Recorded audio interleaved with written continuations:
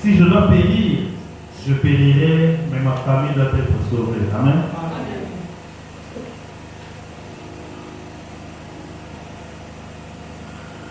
Malgré la loi, si je dois périr, je périrai, mais ma famille doit être sauvée. Bien-aimés dans le Seigneur, les références familiales sont très importantes. Aujourd'hui, être d'une bonne famille est une chose tellement importante que votre vie et votre bénédiction en dépendent. Être d'une bonne famille.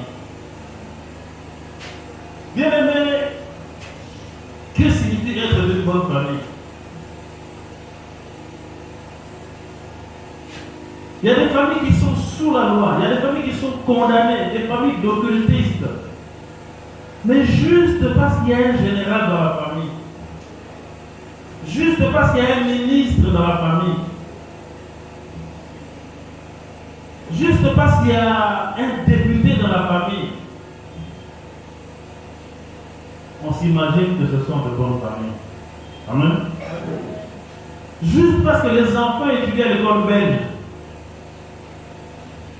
juste parce que les enfants étudient à l'école française, on dit que ce sont des enfants de bonne famille. Ne vous y trompez pas, bien-aimés. Et curieusement, les jeunes gens s'empressent d'épouser les filles dans de telles familles. Les parents n'hésitent pas à donner leur fille en mariage quand la fille d'un général vient, quand la fille d'un ministre vient. Ne sachant pas la racine, ne sachant peut-être pas que cette famille est sous la loi. Amen.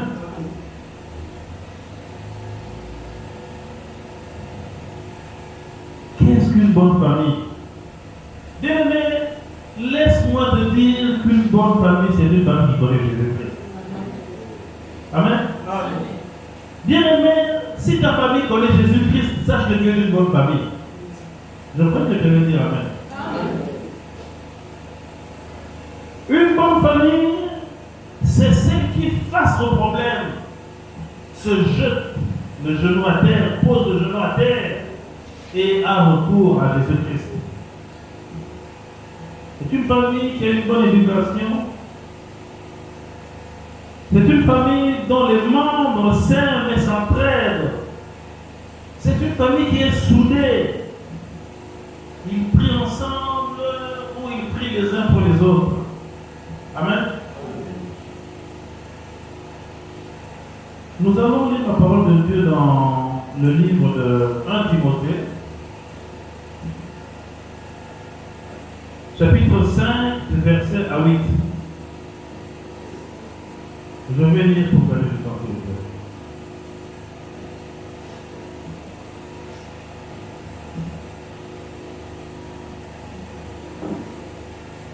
En Timothée, oui, lisez dans la version. 1 Timothée 5, à partir du verset 1er au verset 8. Je lis la parole du Seigneur. Les réprimandes par rudement les égards, mais exhorte-les comme un père. Exhorte les jeunes gens comme le frère, les femmes âgées comme des mères, celles qui sont jeunes comme des sœurs, en toute pureté. Honore le veuve qui sont véritablement veuves. Si une veuve a des enfants ou de petits-enfants, ils apprennent avant tout à exercer la piété envers leur propre famille et à rendre à leurs parents ce qu'ils ont reçu d'eux, car cela est agréable à Dieu. Celle qui est véritablement veuve et qui est demeurée dans l'isolement, mais sans espérance en Dieu, et persévère nuit et jour dans les supplications et les prières. Mais celle qui vit dans les plaisirs est morte. Quoique vivante, Déclare-leur ces choses, afin qu'elles soient irréprochables. Si quelqu'un n'a pas soin des siens, et principalement de ceux de sa famille, il a renié la foi, et il est pire qu'un infidèle. Merci Seigneur pour ta parole. On peut s'asseoir s'il vous plaît.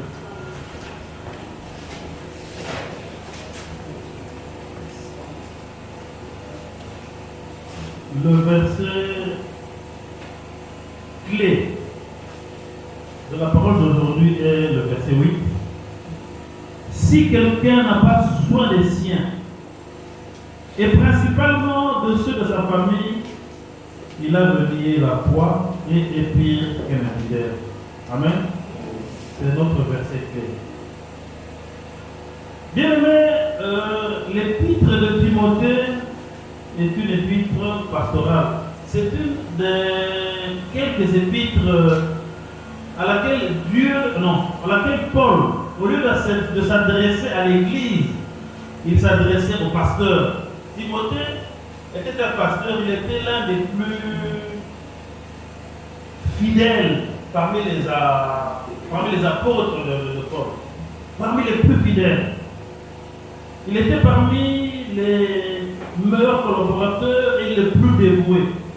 Alors, il était encore jeune et avait une santé fragile. Il avait besoin d'être encouragé et orienté. Et bien aimé, c'est l'état de notre famille aujourd'hui. Amen. Nos familles sont fragilisées. Nos familles sont désorientées. Et ce qui est malheureux, c'est l'Église qui désoriente les familles. Ce qui est malheureux, c'est nous les pasteurs qui induisons les fidèles à l'erreur. Encouragé par Satan, Satan a pénétré l'Église. Il est assis dans l'Église. Il a pris la première place de l'Église. Il est à la chair de l'Église. C'est malheureux, mais c'est la triste vérité. Beaucoup de gens vont à l'église, ils s'imaginent, on appelle ensemble, mais où est-ce que tu pries? Dans quelle église tu pries? Quel est l'état d'âme de votre pasteur? Satan a encore gagné une bataille. Il s'est attaqué aux familles. Bien aimé, lorsqu'une famille est éclatée, il est difficile pour que cette famille prospère. Il est difficile pour que le Saint-Esprit travaille dans cette famille. Parce qu'il y a la haine qui commence à pénétrer dans cette famille. On a vu des familles, des frères, des sœurs s'empoisonner. On a vu des frères et des sœurs se battre parce que Satan s'est attaqué à la famille. Aujourd'hui, les familles sont détruites. Pendant que les serviteurs de Dieu prêchent la course à la prospérité et à la richesse, les familles sont fragilisées et l'ennemi jubile.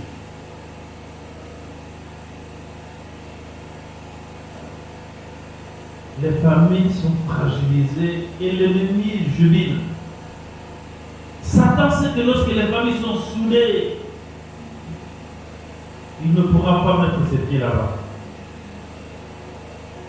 L'ennemi jubile et les chrétiens sont dans la distraction. Aujourd'hui, il suffit qu'un membre de la famille il se prend maintenant pour le patriarche de la famille. Amen. C'est la triste vérité. Il y a eu aux huités, il y a eu aux salagatés, mais l'équipe, tant que c'est à moi-ci, c'est elle qui nourrit la famille par des moyens quelque peu non scrupuleux. Mais quand vous la voyez parler à son père, c'est choquant. Le verset premier dit ceci: ne réprimande pas devant le vieillard, mais exhorte-le comme un père exhorte les jeunes jouant comme les frères. Ozomona moi, je le la papa naïe, lokola Wow, j'ai vu et ça fait mal au cœur. Amen. Et c'est ce qui est la raison de notre prédication d'aujourd'hui. J'étais dans une famille, j'ai vu la jeune fille qui parlait à sa maman, qui parlait à ses frères, qui parlait à son père. J'avais les larmes aux yeux. Et le Seigneur m'a interpellé de venir en parler avec. Bien-aimé, je t'en prie. Le bilan ne pas en ça c'est sûr. Mais il faut changer. Amen. Il faut changer. Dieu va te bénir. Honore ton père et ta mère. Respecte tes frères et tes sœurs pour pouvoir garder ta bénédiction. Amen. Le verset 2 dit ceci: les femmes âgées comme les mères, celles qui sont jeunes comme des sœurs en toute pureté. Ici, c'est plus un appel à l'exhortation. Amen.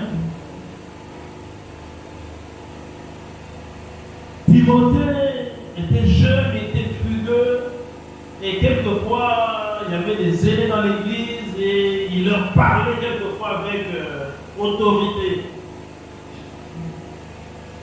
C'est ça que nous voyons dans les églises aujourd'hui. Le pasteur peut être très jeune, plus jeune, célibataire, mais quand il parle, quand il prend autorité, c'est quelquefois humiliant. Et c'est comme ça que dans la plupart des églises, les colos n'aiment pas souvent aller dans les églises de réveil. Amen. Parce qu'ils voient que celui-là est plus jeune que son enfant, mais quand il prend autorité, ça fait quelquefois mal. Alors, lorsque tu exhortes tes frères à la maison, parce qu'ici nous parlons de la famille, ton père peut être un soulard pour gagner les vérités. Amen. Après la terre, il a terrassé aussi une vérité. Bon de la colère, le Seigneur agira. Amen. On a vu dans les années plusieurs fois ici, dans notre quartier, avec papa, chaque jour on partait le ramasser à quoi il a terrassé. Il était la risée du quartier. Aujourd'hui, il n'est plus en vie, je ne sais pas s'il a reçu le Seigneur. Mais c'était humiliant pour les enfants que nous étions. Comme on a papa Mouni, on a vu à quoi il a terrassé, au gars, au Bengaye. Au papa, on a vu à quoi il a terrassé à l'âme de ma femme. Il y a même eu un de ses fils qui a suivi aussi cela, je ne citerai pas le nom. Alors, lorsque tu réprimandes un adulte, parle comme un père parlerait à un enfant. Amen. Lorsque tu apportes la parole de Dieu à un adulte, apporte la parole de Dieu avec amour, parce que c'est d'abord par amour. Quand on apporte la parole de Dieu à quelqu'un, c'est d'abord un signe d'amour, parce qu'on cherche à ce que cette personne-là puisse être sauvée.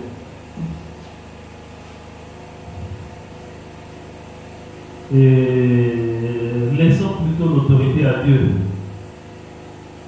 Laissons l'autorité à Dieu. Et il y en a d'autres même qui parlent de faire des prières d'autorité. Mais laisse-moi te dire que la prière d'autorité n'existe pas. C'est du mensonge. On ne peut pas prier avec autorité. Ça n'existe pas. Parce que prier, ça veut dire parler à Dieu. On ne parle pas à Dieu avec autorité. Donc une prière d'autorité n'existe pas. Quand on parle à Dieu, on parle avec humilité. Et c'est de cette façon que nous devons parler à nos aînés, c'est de cette façon que nous devons parler à nos pères. Bien aimé, il est très difficile pour qu'un enfant puisse gagner son père. Pour qu'un enfant puisse amener son père à l'évangile. Il est très difficile pour qu'une fille puisse emmener sa mère à l'évangile. Mais nous savons qu'il est plus facile aux parents d'emmener les enfants. Bien que c'est difficile aussi. Parce qu'il n'y a que Dieu qui touche le cœur de l'homme afin que celui-ci puisse venir à lui. Amen. Sans que le Saint-Esprit ne touche le cœur de quelqu'un, personne ne peut venir à Christ. De quelle famille es-tu? La plupart du temps, quand une jeune fille vient chez ses parents et dit « Maman, papa, il y a quelqu'un qui vient m'épouser », on lui demande « De quelle famille est-il » Waouh! Bien, mais surtout pose la question, dis à tes parents qu'il est d'une bonne famille. Amen. Il est d'une bonne famille si sa famille connaît Christ. Ce n'est pas parce qu'il est le fils d'un ministre. Ce n'est pas parce qu'il est le fils d'un général qu'il est d'une bonne famille. C'est parce que sa famille connaît Jésus-Christ. Et c'est de cette façon que nous devons raisonner.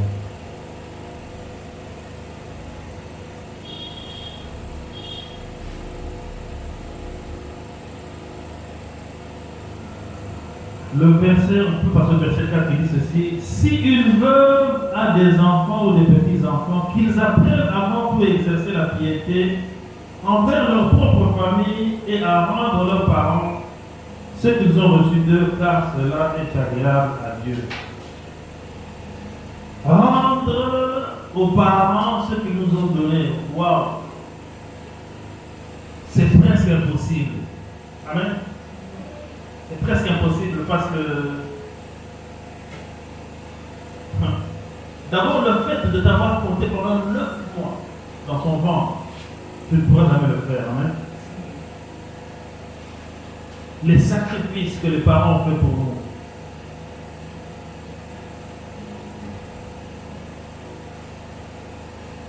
Bien aimé, lorsqu'un enfant étudie, il va à l'école, il sait que c'est un droit, effectivement c'est un droit. Mais il ne sait pas combien de sacrifices les parents font pour que tu puisses aller à l'école.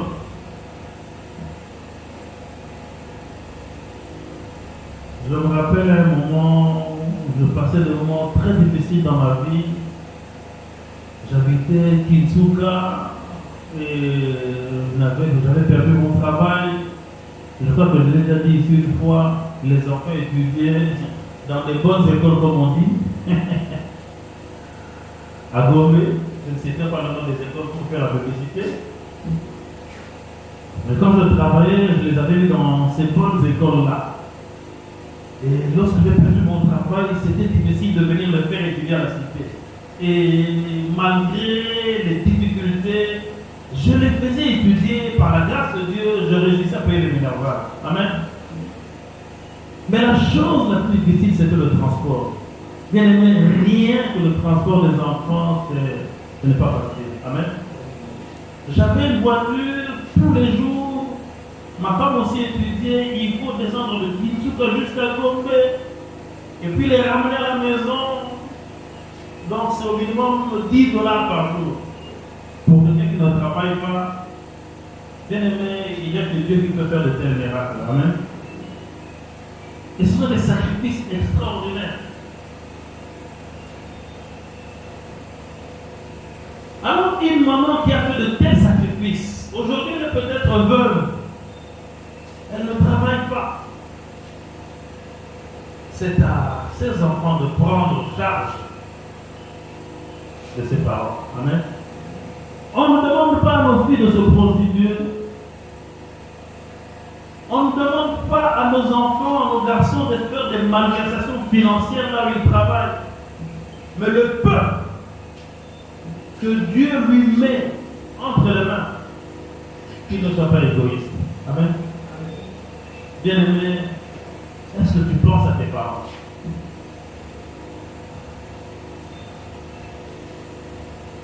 Vous avez de la chance, vous qui habitez avec vos parents, vous qui habitez à côté de vos parents, Vous qui voyez vos parents tous les jours, chaque fois que tu as un petit quelque chose, tu peux le partager avec ta mère. Tu peux le partager avec ton père. Mais pour ceux qui habitent loin, pour ceux dont les parents sont dans une autre contrée,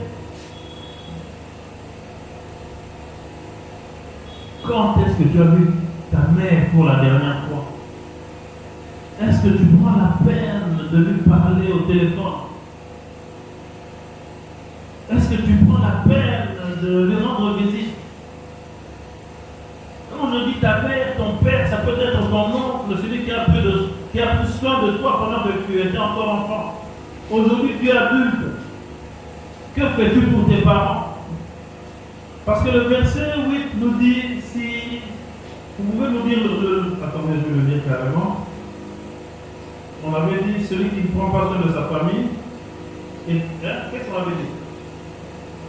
Celui qui ne prend pas soin de sa famille, particulièrement des siens, est pire qu'un infidèle. Amen.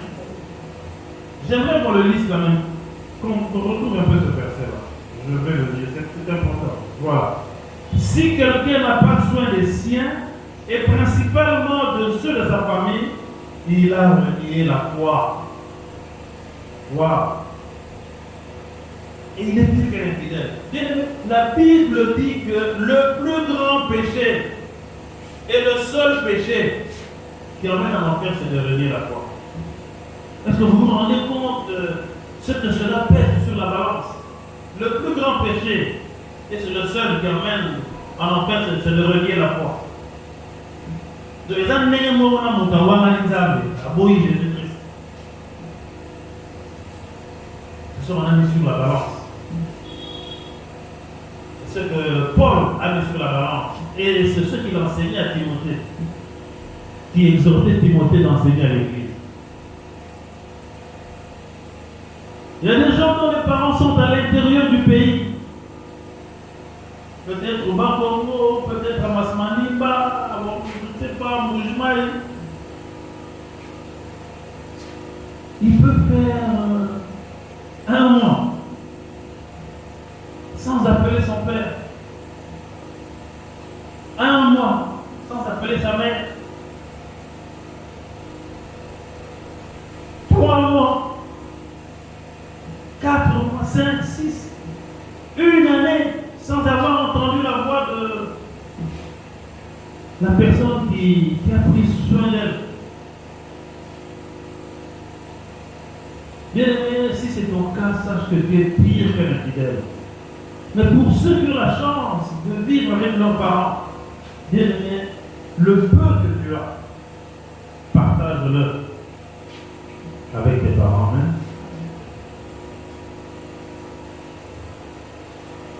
Et tu ne pourras jamais lui rendre ce que cette personne a fait pour toi. N'élève jamais la voix sur ta mère, quoi qu'elle fasse.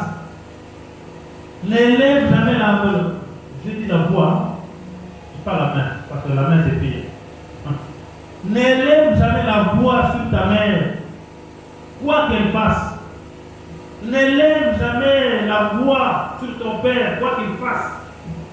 Il restera ton père et tu ne feras jamais ce que lui a fait pour toi. Qu'il soit sorcier, qu'il soit occultiste, n'élève jamais la voix sur ton père. Mais par contre, tu peux prier pour lui. Amen. Amen.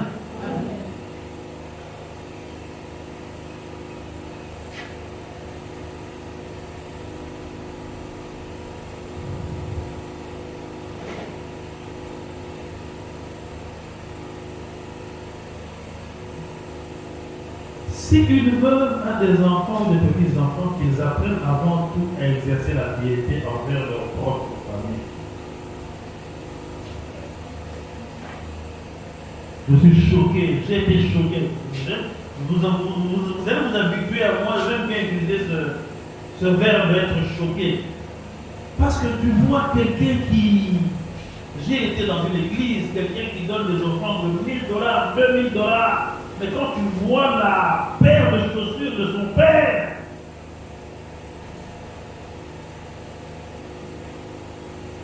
Quelqu'un qui vient à l'église qui donne 1000 dollars. On dit pas donne 1000 dollars par terre. Et il faut soulever 1000 dollars. Vous me posez dans le panier. J'ai vu ça dans les églises. Mais tu regardes la vie que vit sa famille et tu as mal. Bien, mais laisse-moi te dire que c'est un péché.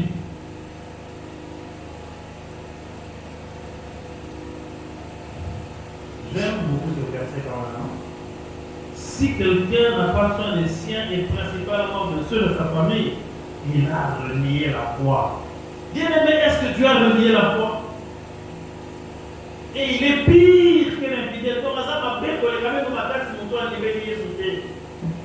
Donc, on a vu son ensemble de tout, donc, mon toit, ils veulent y sauter à Zara, malade. Nous allons lire un passage dans le livre d'Esther.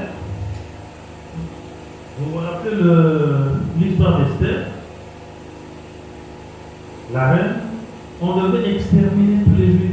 Si quelqu'un peut me lire Esther 4:16, si quelqu'un peut préparer Esther 4:16, juste un petit passage, mais nous connaissons l'histoire de la reine Esther. On devait exterminer toute sa tribu, tous les juifs. On devait les tuer. Par conséquent, elle était obligée de voir le roi. Mais la loi interdisait. La loi interdisait de voir le roi si on ne l'appelle pas.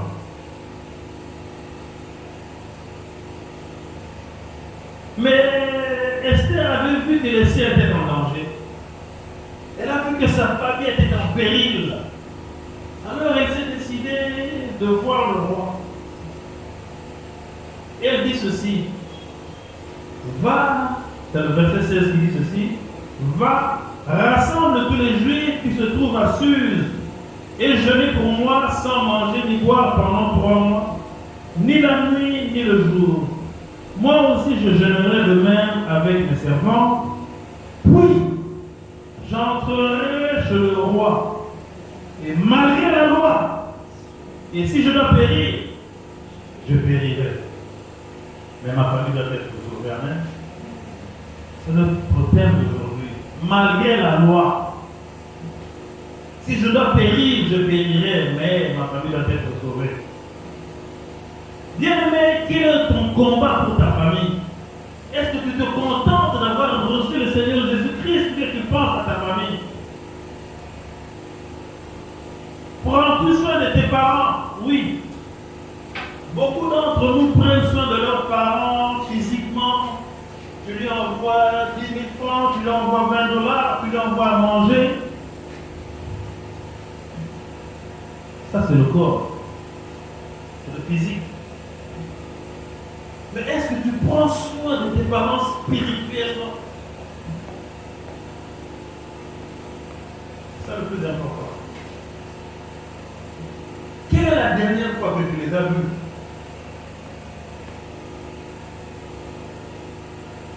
J'avais fait le programme de voir ma maman aujourd'hui après le culte et je crois que je vais le faire. J'ai été interpellé, ma maman habite à Kitambo, c'est notre petite soeur. Elle a laissé sa maison ici, sa maison est ici à Salomon, et elle habite chez notre petite soeur à Salomon. Elle m'avait appelé pour me dire qu'elle est malade. Et j'ai eu mal. Parce que ça fait longtemps que je ne l'ai pas vu. Amen. Quand elle était chez elle, j'étais habitué à la voir tous les dimanches. Je ne ratais pas un seul dimanche pour la voir, mais depuis qu'elle est un peu plus loin, à Kitambo, je suis allé la voir peut-être 2 ou 3 fois en une année. Pourtant, Kitambo, ce n'est pas le bout du monde. Amen.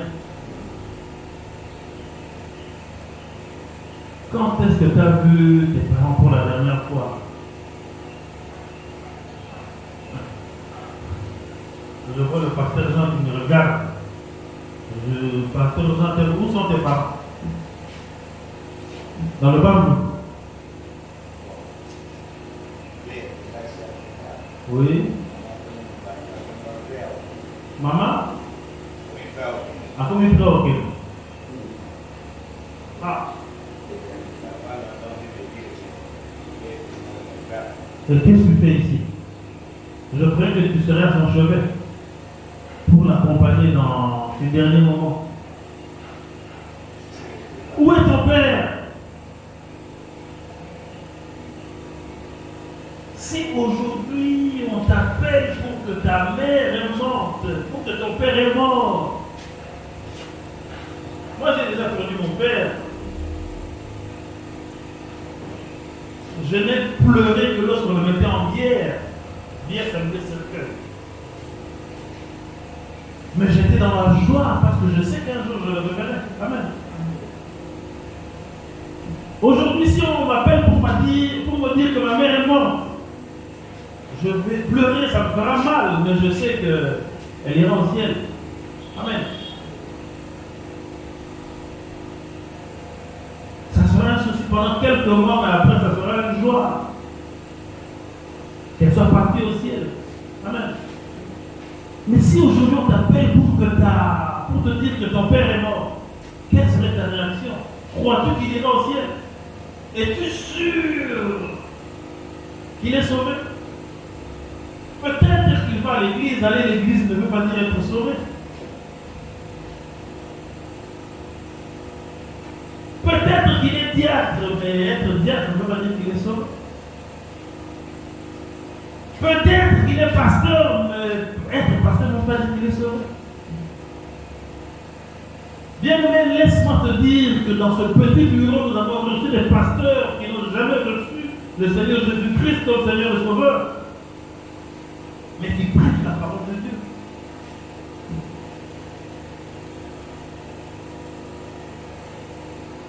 Toi-même, es-tu sûr d'être sauvé? Je crois que toutes les personnes qui sont ici sont sauvées parce que nous avons déjà eu un entretien dans le bureau. Nous sommes le temple du salut et nous veillons au salut de toute personne qui met les pieds dans cet endroit. Mais ton père, ta mère, ton grand-père, ton oncle, ta tante, si on te dit qu'il est mort. Aujourd'hui, quelquefois, j'ai de remords quand je pense à certains amis qui sont partis, à qui j'ai eu l'occasion de parler de Jésus-Christ et que je n'ai pas fait, et je sais que Dieu me demandera des comptes. As-tu encore des amis qui n'ont pas encore reçu le Seigneur Jésus-Christ comme Seigneur et Sauveur?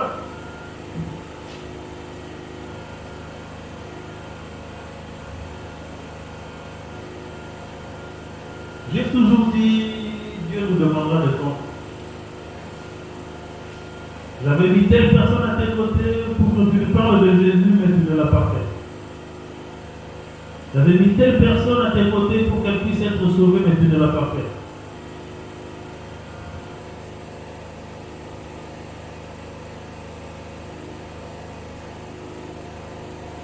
Quelle dernière fois que tu as vu ton père? Peut-être qu'il n'est plus de ce monde, mais est-ce qu'il est sauvé?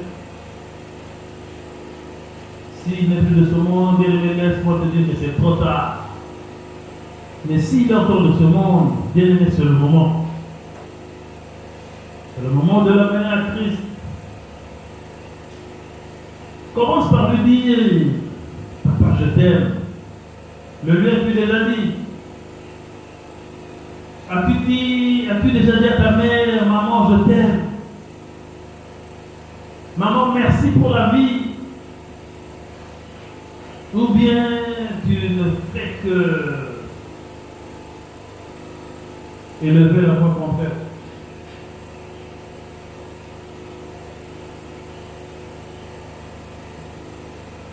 Tes parents connaissent-ils Jésus? C'est ça le plus important. Sont-ils sauvés? Bien-aimé, toi qui es sauvé, comme Esther l'était, parce que Esther, si on exterminait les Juifs, elle ne serait pas exterminée. Elle aurait pu se dire, bon, moi, c'est pas mon problème. Est-ce que c'est ta réaction? Parce que toi, tu es sauvé, tu te dis, ah, papa, on a sauvé pour fille, un temps, si pas la macamonaï, on a salade. Maman, on a temps pour la femme qui nous guide dans la salade. Bien-aimé, tu as un devoir envers les tiens. Et je crois que Depuis que nous sommes au temple du salut, c'est presque la même recommandation que le Seigneur nous donne. Et il sait pourquoi, ce n'est pas par hasard. Matin, il y a des invités. Mais si le Seigneur insiste sur cela, c'est parce qu'avant qu'il nous fasse passer à une autre étape, il veut que nous puissions sauver les autres. Bien-aimé, tu as un devoir envers les tiens. Tu as un devoir envers ta famille, envers tes parents. C'est le moment d'engager le combat pour arracher tes paroles qui sont des ennemis. Amen. Je vois les gens, quand nous parlons d'intercession, ils prient pour leurs propres problèmes. Seigneur, fais-moi ceci, Seigneur, fais-moi cela. Ça, ce n'est pas l'intercession. L'intercession, c'est prier pour les autres. Et principalement pour le salut des autres. C'est ça la première règle de l'intercession. Avant de demander les biens matériels, avant de demander la guérison, avant de demander le travail, le malheur ou quoi que ce soit, la première règle de l'intercession, le premier point de l'intercession, serait le salut de nos proches. Amen. C'est pour ça que Jésus-Christ est mort sur la croix. Bien aimé, Jésus-Christ n'est pas mort sur la croix pour que toi tu aies une grosse voiture. Il n'est pas mort sur la croix pour que toi tu aies du travail. Il n'est pas mort pour la croix, même pas pour ta guérison. Bien que cela donne la guérison. Jésus-Christ, s'il a quitté son trône dans le ciel, s'il est descendu sur terre, c'est afin que tu sois sauvé. Amen. Amen. Pas pour autre chose.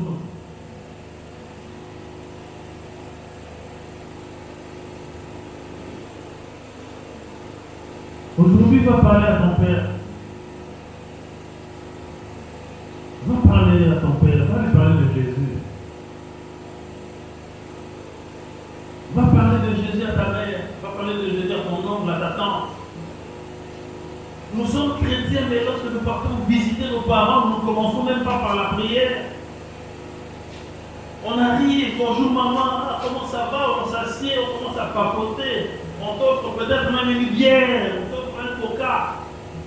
On commence à parler et on oublie le plus important de parler. Quelquefois on se lève, on parle, on oublie même de laisser notre famille dans la paix du Seigneur. Et on prétend être chrétien.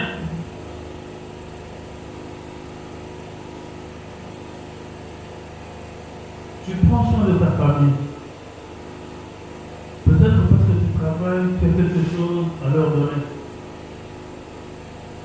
Mais à partir de ce jour, Dieu te donne la recommandation de prendre soin de spirituel. Amen.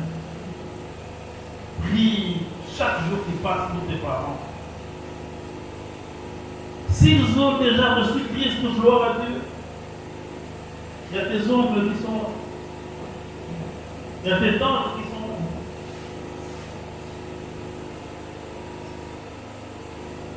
S'ils sont dans un autre pays, prends la peine, mets les unités, appelle ton père, dis-lui que tu l'aimes. Dis-lui que Jésus l'aime. Dis-lui que Jésus est mort sur la croix afin qu'il puisse être sauvé.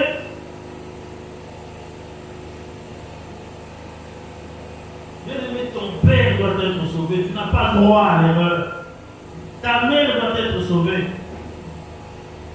Occultiste ou pas. Et d'ailleurs,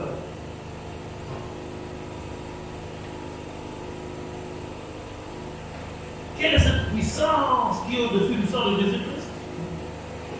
Quelle est cette puissance qui est au-dessus de la grâce que Jésus-Christ accorde à ceux qui l'ont reçu? Ça n'existe pas.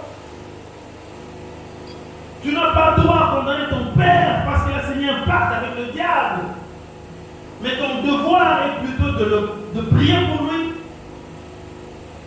Et si ton père accepte Jésus-Christ comme Seigneur et Sauveur, wow, je vais vous choquer. J'aime bien choquer les gens. Si ton père accepte Jésus-Christ comme Seigneur et Sauveur, bien, laisse-moi te dire qu'il n'aura même pas besoin de délivrance.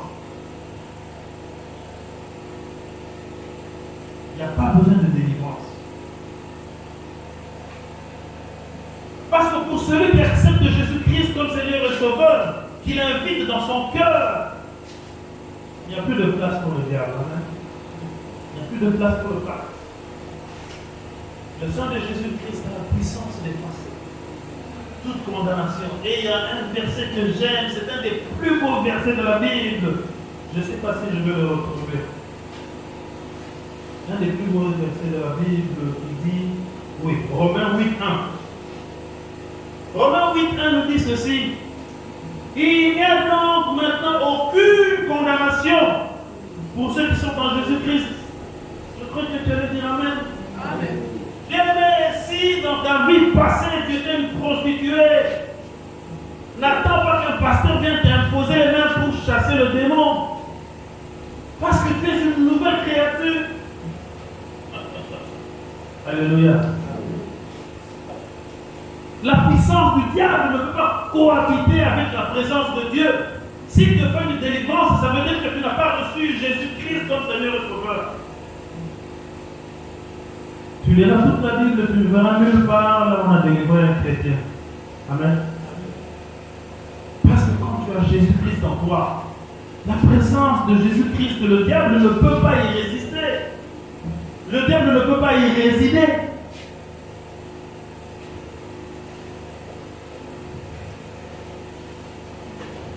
Aucun sorcier n'a besoin de délivrance s'il accepte le Seigneur Jésus-Christ comme Seigneur et Sauveur. Si Jésus-Christ entre dans sa vie, si le Saint-Esprit demeure en lui, il n'y a pas de place pour le diable. Gloire à Dieu.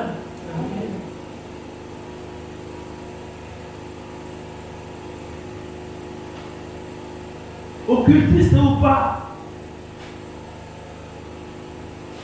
sorcier ou pas, le sang de Jésus-Christ a la puissance d'annuler tout pacte, toute loi établie dans le monde des ténèbres. Car il n'y a plus aucune condamnation pour ceux qui sont en Jésus-Christ.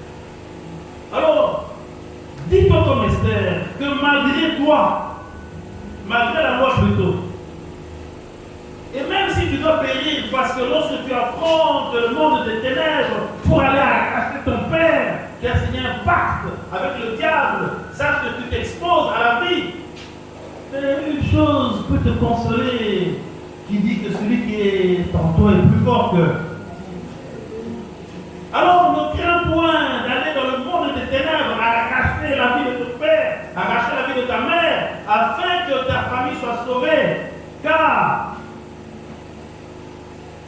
malgré la loi, si je dois périr, je périrai. Mais ma famille doit être sauvée. Amen. Bien-aimé, ta famille doit être sauvée. Ton père doit être sauvé. Ta mère sera sauvée. Ta famille sera sauvée. Et ta famille, enfin, ta famille deviendra une bonne famille. Amen. Une bonne famille selon Jésus-Christ, pas selon le monde. Une famille où il y a la paix. Parce que si papa et maman sont en Christ, les enfants sont en Christ, et qu'il y a un problème, la famille pose le genou à terre, le diable n'aura pas de place. Il vous combattra, mais il ne vous vaincra pas. Ça sera une famille où il y aura la paix, une famille où il fera bon vivre, une famille où il y aura des mariages, une famille qui ne connaîtra point le chômage. Et le nom de Jésus-Christ sera glorifié. Amen. De quelle famille es-tu?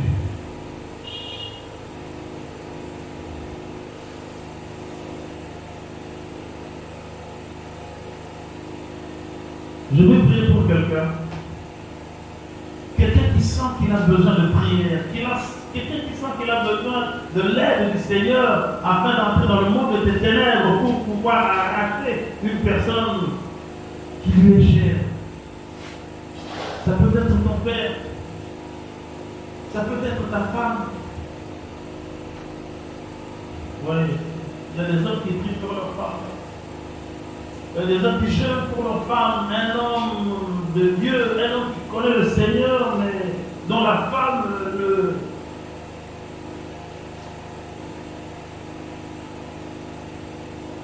On appelle le grand pasteur de l'autorité dont je ne citerai pas le nom. Aujourd'hui, il n'est plus pasteur connu dans le monde entier, grande église. Et sa femme ne voulait pas prier. Et chaque matin, sa femme, quand elle se réveillait, elle sortait de la parcelle. Elle prenait, elle mettait une chaise et elle mettait une bouteille de bière. Elle prenait l'alcool du matin au soir. Un grand pasteur, ça lui faisait mal. Je sais qu'il priait pour sa femme. Chaque jour, donc quand vous passez devant la maison, vous verrez cette maman avec une bouteille de bière et tout le monde sait que ça, c'est la femme du pasteur tel. Ça fait mal. Bien-aimé, pour qui veux-tu prier? Pour ton père? Pour ta mère? Pour ton frère? Pour tes enfants? Je connais un pasteur, il est mort aussi. Un jour, pendant qu'il priait, pendant qu'il prêchait, il s'est mis à pleurer, il commençait à pleurer quand il voyait les jeunes gens dans l'église. Lui, ses enfants étaient dans l'Europe, mais ses enfants étaient athées. Ses enfants ne croyaient pas au Seigneur Jésus-Christ comme Seigneur Sauveur. C'est un monsieur qui est il habitait ce quartier ici, il vient de mourir il n'y a pas longtemps.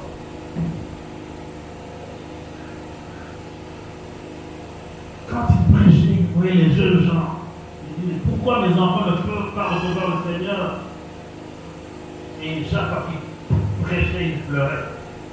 Aujourd'hui, pour qui veux-tu prier? Il y a peut-être pour ton beau-père.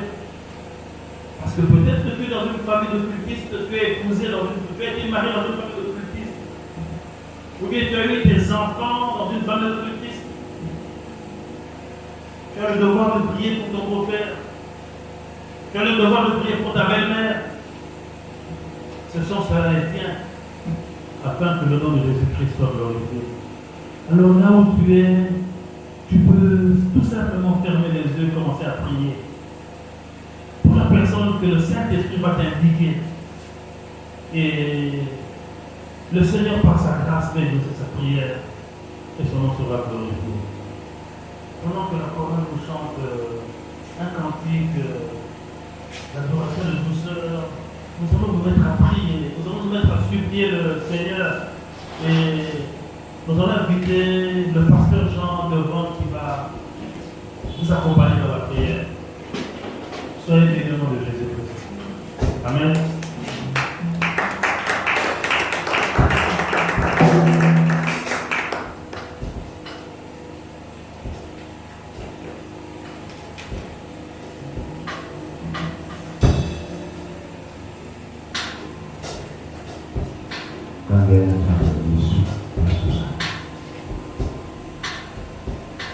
ที่พาไปทำปฏิบัติ